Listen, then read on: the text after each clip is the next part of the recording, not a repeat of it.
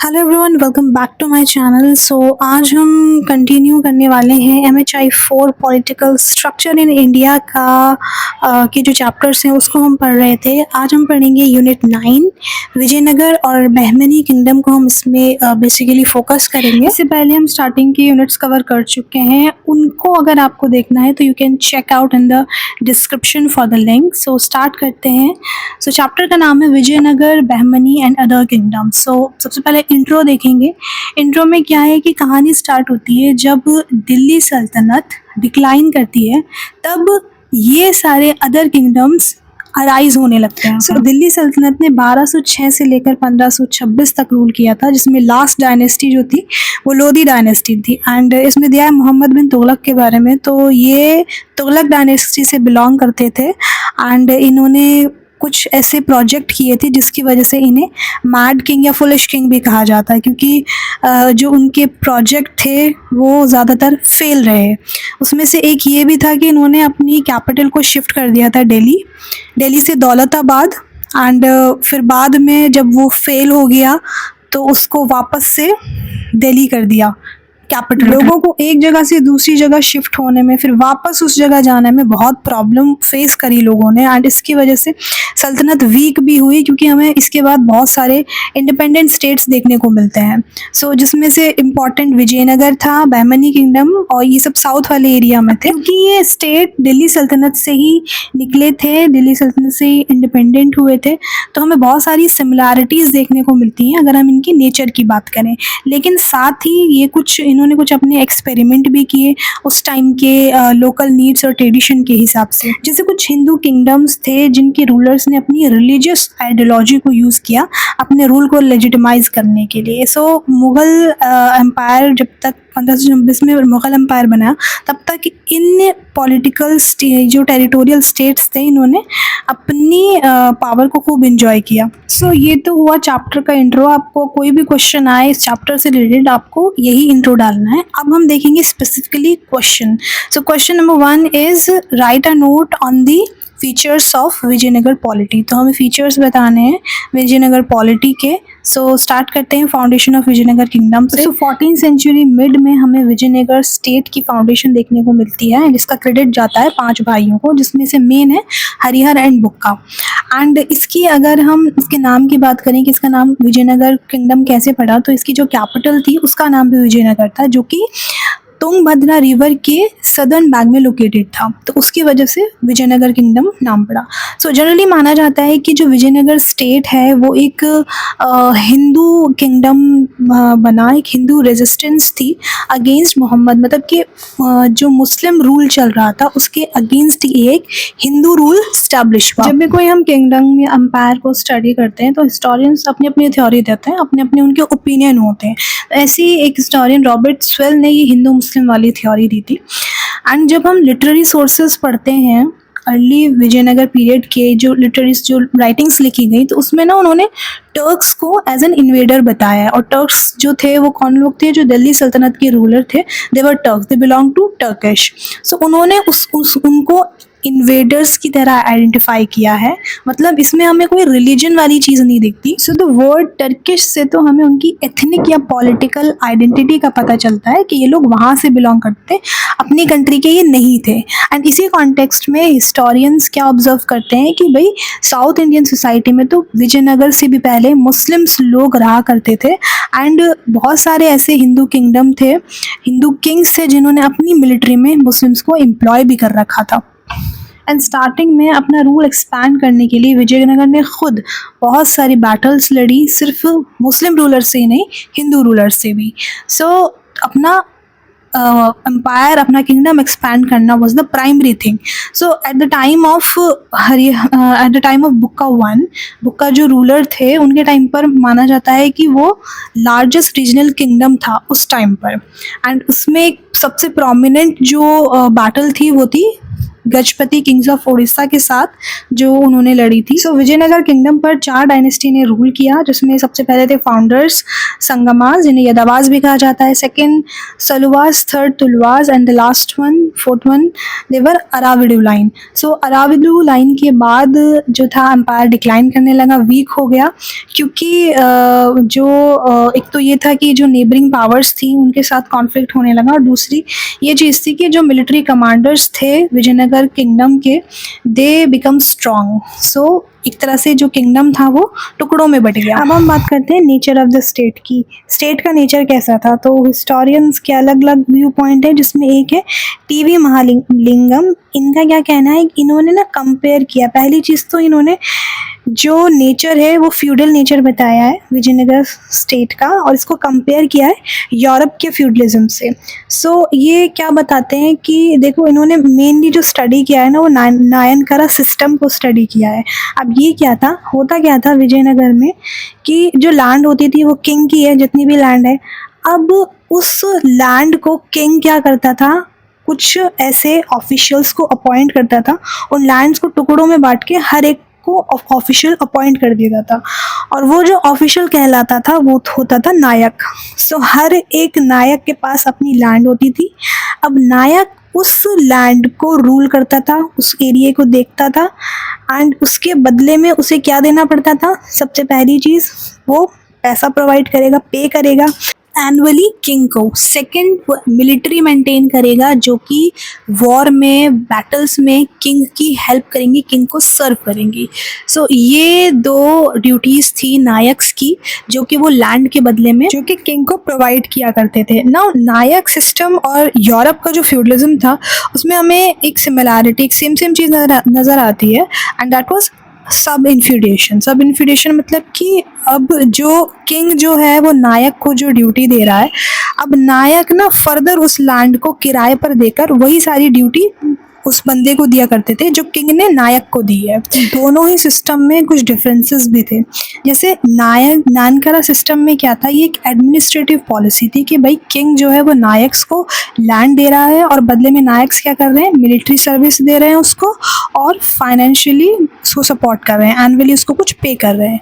Feudalism में क्या होता था, यूरोप के फ्यूडलिज्म में, कि जो लॉर्ड होता था, लैंडलॉर्ड होता था, और जो स्मॉल लैंड होल्डर होते थे जो उसकी ज़मीन पर काम करते थे, वो उसके लिए लॉयल होते थे, प्लस उसकी बहुत रिस्पेक्ट करते थे, एंड वो क्या करते थे, उनकी लैंड पर काम करते थे और उन्हें सर्विस प्रोवाइड करते, और बदले में उन्हें उनसे ये प्रॉमिस किया जाता था कि लॉर्ड उनको प्रोटेक्ट करेगा। अब ये चीज़ नानकरा सिस्टम में नहीं थी।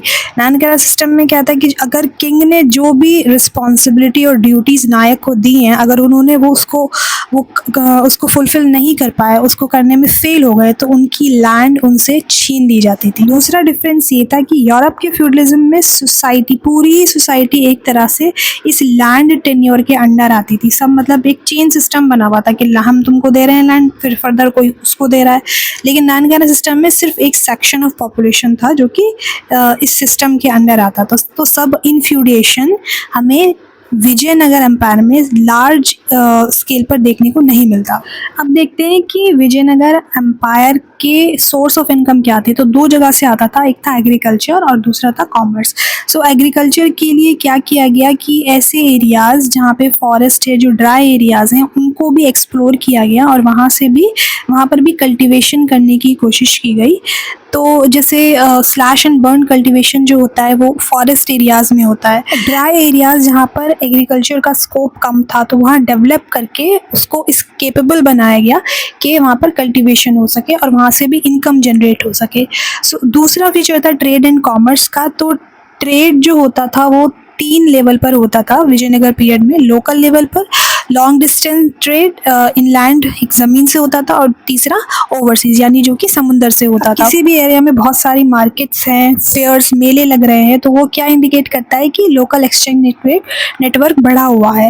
एंड अगर हमें कॉइन मनी देखने को मिल रही है, प्लस हमें कैश क्रॉप्स देखने को मिल रही हैं, जैसे शुगर और पेपर वगैरह, इनको, ये ऐसी क्रॉप्स होती हैं जिन्हें बेचकर हमें डायरेक्ट पैसा मिलता है। तो कॉइन मनी हो चाहे कैश क्रॉप्स हो, वो हमें इंडिकेट क्या करते हैं कि इनलैंड ट्रेड और यानी ज़मीन वाला ट्रेड लॉन्ग डिस्टेंस ट्रेड और ओवरसी समुद्र से जो ट्रेड होता था, ये सब भी उस टाइम पे हमें देखने को मिलता है। और ये सब चीज़ें रिकॉर्ड करी हैं उस टाइम के ट्रैवलर्स ने, जैसे कि मार्को पोलो, इब्न बतूता। ब्राह्मण टेम्पल्स का भी अपना बहुत बड़ा रोल था, क्योंकि वो पिलग्रिम सेंटर, कमर्शियल सेंटर की तरह फंक्शन करते थे, क्योंकि ऐसी जगहों पे जब लोग आते हैं तो ट्रेड और अर्बनाइजेशन भी बढ़ता है।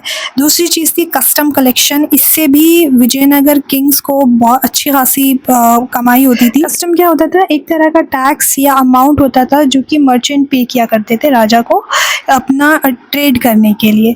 सो ऐसे यहाँ पे एक एग्जांपल दिया है कि एक पोर्तुगीज क्रॉनिकल है, उन्होंने ये कोट किया है कि इतना ज़्यादा वो अमाउंट होता था, इतना अच्छा खासा कलेक्शन हो जाता था विजयनगर के एक एक गेट से कि 12,000 गोल्ड कॉइन्स पर वो दिया करते थे। मतलब इतनी कमाई हो जाती थी। एंड उसके साथ साथ देवराया सेकंड जो रूलर है, उनके टाइम पर तो वो अपने इस अमाउंट से, इस कस्टम कलेक्शन से ही अपने इम्पोर्टेड घोड़ों को खरीद लिया करते थे। एग्रीकल्चर से जो कमाई होती थी वो हमें अलग अलग देखने को मिलती है। 1/6 ऑफ द प्रोड्यूस से लेकर हाफ ऑफ द प्रोड्यूस तक, यानी या तो जो पूरा प्रोडक्शन है उसका छठा हिस्सा या फिर आधा भी हमें देखने को मिला। ये तो हुआ एग्रीकल्चर और ट्रेड से जो इनकम आती थी। इसके अलावा फीस, जैसे लाइसेंस बनवा रहे हैं या फिर फाइन्स वगैरह जो लगते थे, वो अदर सोर्स ऑफ इनकम होते थे। अब बात करते हैं कि स्टेट स्पेंड कहाँ कहाँ करता था, इन पैसों का खर्च कहाँ करता था।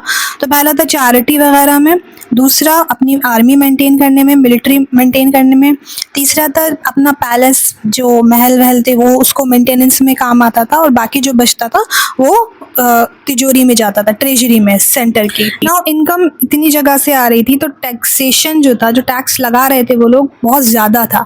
एंड इसकी वजह से हमें कुछ पॉपुलर रिवोल्ट्स भी देखने को मिलते हैं। जैसे फॉर एग्जांपल 1429 में रिवर वैली में साउथ अरकोट में हमें एक ऐसा ही पॉपुलर सा रिवोल्ट देखने को मिलता है। एंड इसके लिए विजयनगर रूलर्स ने कुछ इफेक्टिव मेजर्स भी अपनाए, अडॉप्ट किए, ताकि फ्यूचर में प्रॉब्लम ना हो। उन्होंने टैक्स को कम किया। नाउ जब हम एडमिनिस्ट्रेटिव फीचर्स की बात करते हैं तो इसमें एक टॉपिक आता है कंटिन्यूटी और चेंज का, कि मतलब क्या चेंजेस आए, कंटिन्यू पुराना वाला ही कंटिन्यू था या कुछ चेंजेस भी थे। तो कुछ हिस्टोरियंस कंटिन्यूटी को मानते हैं और कुछ का मानना है कि नहीं, कुछ बेसिक चेंजेस आए थे। तो इसमें एक पहला चेंज तो यही था कि एग्रेरियन यानी एग्रीकल्चर जो सेक्टर था उसमें एक बहुत बड़ा चेंज था, उसको बढ़ाया गया, एक्सपैंड किया गया। जैसे कि हमने पीछे भी पढ़ा कि जो लोअर प्लेन्स थे वहाँ से लेकर अपलैंड एरियाज जहाँ पे एग्रीकल्चर होना थोड़ा मुश्किल था, उन एरियाज़ को भी एक्सप्लोर किया गया ताकि ज़्यादा से ज़्यादा प्रोडक्शन हो। और जब प्रोडक्शन बढ़ा तो कैश क्रॉप भी बढ़ी। एग्रीकल्चर में, खेती बाड़ी में वो प्रोड्यूस किया जाता था जिसकी मार्केट में डिमांड हो। तो मार्केट में डिमांड किस चीज़ की होती है? कैश क्रॉप्स की होती हैं, जैसे कि शुगर, कॉटन वगैरह, जिनका हम ट्रेड कर सकते हैं। एंड जब ये कैश क्रॉप बढ़ी, मार्केट बढ़ी, तो फिर मोनेटाइजेशन भी हमें देखने को मिलता है, मार्केट्स बढ़ी और फेयर्स, मेले वगैरह लगने लगे, जिससे क्या होता है, एक फर्दर अर्बनिज्म यानी एक शहरीकरण हमें देखने को मिलता है। इसी के साथ साथ जब कोई एरिया डेवलप होता है तो हमें ट्रेडर्स देखने को मिलते हैं, एक मनी एक्सचेंज होता है। तो इसी तरह हमें यूरोपियन ट्रेडर्स का वहाँ पर एक ग्रुप देखने को मिलता है जिनका ट्रेड में बहुत बड़ा रोल था। अब इसके अलावा अगर हम बात करें कि जो नानकरा सिस्टम था उसमें नायक्स की क्या अथॉरिटी थी, अब थोड़ा पॉलिटिकल सेंट्रलाइज करेक्टर अगर हम विजयनगर का देखें तो उसमें नायक्स की जो पावर थी वो बहुत ज़्यादा थी, वो किसी के कंट्रोल में नहीं थे, इंडिपेंडेंट होके काम करते थे और कई बार अपने से ऊपर वाले जो अथॉरिटीज़ थी उनको अपोज भी किया करते थे। दूसरा क्या था कि जो उनकी मिलिट्री टेक्निक थी जो वो रखा करते थे सुपीरियर थी, एंड कभी कभी तो वो किंग को भी चैलेंज कर दिया करते थे, उनकी इतनी पावर होती थी। तो नायक्स के और किंग राजा के बीच में हमें कॉन्फ्लिक्ट देखने को मिलता था। दूसरा, कई बार क्या होता था कि जो ब्राह्मण्स होते थे वही नायक्स होते थे, तो उनका पॉलिटिकल रोल भी होता था और प्रीस्ट रोल भी होता था। सो ये थे विजयनगर पॉलिटी के features. Now let's move to second question, give a brief account of Bahmani kingdom. तो उस टाइम पर बहमनी किंगडम भी हमें इमर्ज होता हुआ दिखता है। तो बहमनी किंगडम की अगर हम ओरिजिन की बात करें ना, तो जो दिल्ली सल्तनत के आमिर्स थे, आमिर्स कौन होते हैं? नोबल्स, जिन लोगों की हाई रैंक होती थी कोर्ट में वो नोबल्स होते थे, आमिर्स कहलाते थे। तो दिल्ली सल्तनत के जो आमिर्स थे इन्होंने रिवोल्ट कर दिया था दिल्ली सल्तनत के अगेंस्ट और इन्होंने अपना किंगडम किंगडम बनाया जो कि बहमनी किंगडम बना। अब ये जो नोबल्स हुआ करते थे ना, इनका इन्फ्लुएंस बहुत ज़्यादा था, इनका सपोर्ट राजा के लिए बहुत ज़रूरी था अपने रूल को मेंटेन करने के लिए। जैसे सूफीज़ और उलेमास रिलीजियस लीडर थे, ये भी अपना एक इम्पॉर्टेंट रोल प्ले किया करते थे स्टेट को लेजिटिमाइज़ करने में, एक वैलिडेशन देने में। इसी तरह से नोबल्स का भी अपना रोल था। वो क्या करते थे, जब जैसे कोई सुल्तान बन रहा है, कौन नेक्स्ट सुल्तान बनेगा, तो वो सब जो डिसीजन होते थे उनमें नोबल्स का भी रोल होता था, उनका इंटरफ्रेंस होता था। और जैसे कोई सुल्तान माइनर है, छोटा है, तो एक्चुअल पावर इन नोबल्स के हाथ में होती थी। सो इट वाज लाइक कि nobility was very powerful at that time. हम बात करें अगर कि कौन कौन से हिस्टोरिकल रिकॉर्ड्स हैं जो हमें बहमनी किंगडम के बारे में बताते हैं, तो एक है इसामी ने लिखा है फतुवस सलातीन, जिसमें उन्होंने बहमनी किंगडम का जिक्र किया है। एंड इसके अलावा डेक्कन और साउथ इंडिया की भी इंफॉर्मेशन दी है। And apart from this Sayyid Ali Tabataba ने एक अकाउंट लिखा है बुरहाने मासिर, तो उससे भी हमें इंफॉर्मेशन मिलती है। एंड इन सबसे इम्पॉर्टेंट है एथेनिसियस निकेतन, जो कि एक ट्रैवलर थे। ये बहमनी किंगडम के रूलर मोहम्मद शाह के टाइम पर ये आए थे। एंड उस टाइम पर महमूद गवन जो था, इसके बारे में हम आगे पढ़ेंगे, ये प्राइम मिनिस्टर था, ये फेमस प्राइम मिनिस्टर था। सो उस टाइम पर इन्होंने विज़िट किया, तो इन्होंने अपने अकाउंट में ना एक कंपैरिजन दिखाया है कि किस तरह से जो कॉमन पीपल हैं और जो नोबल्स हैं, रईस लोग, उनके बीच में बहुत डिफरेंस देखने को मिलता है। कि जो नोबिलिटी है वो तो अपनी दौलत और जो लग्जरी लाइफ जी रहे हैं, और कॉमन पीपल जो हैं, जो आम लोग हैं, वो क्या करते हैं, एक पावर्टी में जी रहे हैं, कैसे गरीबी में जी रहे हैं। इकोनॉमिक रिसोर्सेज की अगर बात करें तो पहले देखेंगे कि बहमनी किंगडम की लोकेशन क्या थी। तो डेक्कन वाला पार्ट और साउथ इंडिया का वो पार्ट जो कृष्णा रिवर तक होता था, वो उसके अंडर आता था बहमनी किंगडम के। एंड वहाँ पर ना लो लाइंग प्लेन्स भी थे और ड्राई जोन भी थे, मतलब बहुत ज़्यादा फर्टाइल एरिया वहाँ नहीं था।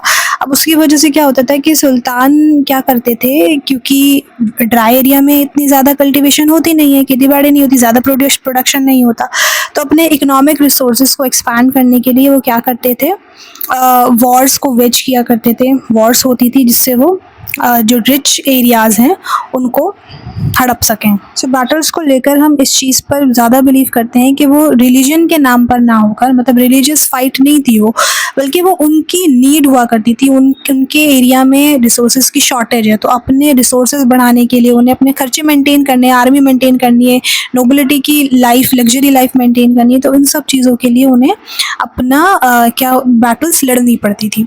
अब हम बात करेंगे बहमनी किंगडम के फाउंडेशन की। तो इसके जो फाउंडर थे वो थे हसन गंगू, जिन्हें ज़फ़र खान भी कहा जाता था। तो इन्होंने दिल्ली सल्तनत के अगेंस्ट रिवोल्ट कर दिया था। इन्होंने अपनी मिलिट्री को इकट्ठा किया और ये दौलताबाद आ गए, और वहाँ से जो किंग थे नसीरुद्दीन, उनको हटाया गया, और ज़फ़र खान ने या हसन गंगू ने अपने आप को सुल्तान डिक्लेयर कर दिया और अपने आप को क्या टाइटल दिया, अलाउद्दीन बहमन शाह। अब बहमनी किंगडम का जो एरिया था ना, उसके आसपास काफ़ी दुश्मन थे। एक दो प्रॉब्लम थी, एक तो साउथ में विजयनगर रूलर्स थी, वो उनको एक तरह का कांस्टेंट थ्रेट ही रहता था बहमनीज रूलर्स को, और दूसरा इनमें आपस में भी कॉन्फ्लिक्ट था, इनकी इंटरनल कॉन्फ्लिक्ट थी। दो ग्रुप थे इनके, एक था डेक्कनीज और दूसरा था परदेसीज। डेक्कनीज वो थे जो इंडिया में रहने वाले थे, और परदेसीज फॉरेनर्स जो बाहर से आए हुए थे। एंड जो डेक्कनीज थे ना, वो सुन्नी और परदेसी शिया। अब ये शिया सुन्नी वाला कॉन्फ्लिक्ट मुस्लिम्स में आज भी होता है, तो इनमें दुश्मनी थी आपस में। अब यही रीज़न बनता है बहमनी किंगडम के डाउनफॉल का। होता क्या है, मोहम्मद शाह के टाइम पर महमूद गवन प्राइम मिनिस्टर होते हैं। ये एक बहुत ही एबल्ड एडमिनिस्ट्रेटर थे, काफ़ी सारे इन्होंने सक्सेसफुल मिलिट्री ऑपरेशन भी किए थे एंड रिफॉर्म्स भी किए। लेकिन जो दूसरा ग्रुप था, ये बिलोंग करते थे परदेसी ग्रुप से, एंड जो दूसरा ग्रुप था वो था डेक्कनी ग्रुप। वो अब इनको पसंद नहीं करता, इनके खिलाफ कॉन्स्पिरेसी करता है, एंड क्या करता है कि इनकी एक लेटर लेता है जिस पर गवन के सिग्नेचर होते हैं, और उस लेटर में ऐसा लिखा जाता है, मतलब वो एक ऐसा प्रोवोकिंग लेटर लिखा जाता है उड़ीसा किंग के लिए कि भाई बहमनी किंगडम जो है वो अच्छे से रूल नहीं कर रहा है, और एक तरह से वेलकम नोट होता है वो उड़ीसा किंग के लिए कि वो आए और अपनी कंट्री को इन्वेड करे। और ये लेटर दिखा दिया जाता है मोहम्मद बादशाह यानी जो बहमनी किंगडम के रूलर थे। अब वो इस चीज़ को फ़ौरन इस पर एक्शन लेते हैं और महमूद गवन को बुलाते हैं और महमूद गवन को पनिश किया जाता है, उसको एग्जीक्यूट कर दिया जाता है, मार दिया जाता है। कुछ टाइम बाद जाकर सुल्तान को रियलाइज़ होता है कि ये तो मिस्टेक हो गई, हमारा जो प्राइम मिनिस्टर था महमूद गवन वो तो एक एबल्ड और लॉयल ऑफिसर था। सो इसके बाद बहमनी किंगडम का डाउनफॉल होना शुरू हो जाता है, ज़्यादा दिन तक स्टे नहीं कर पाता। So it was all about Bahmani kingdom polity. I hope आपको समझ में आया होगा। MHI 4 या अदर पेपर्स की आपको वीडियोस चाहिए तो you can visit my channel. आपको डिस्क्रिप्शन में भी प्लेलिस्ट का लिंक मिल जाएगा, आप वहाँ पर जाकर इसी पेपर के और भी हमने प्रीवियस चैप्टर्स कवर कर रखे हैं वो देख सकते हैं, और अपकमिंग वीडियोस में हम और चैप्टर्स कवर करेंगे। आप मुझे कमेंट सेक्शन में सजेस्ट भी कर सकते हो कि नेक्स्ट वीडियो किस चैप्टर पर या किस पेपर पर होनी चाहिए एंड किस तरह से होनी चाहिए, and I will definitely look for it.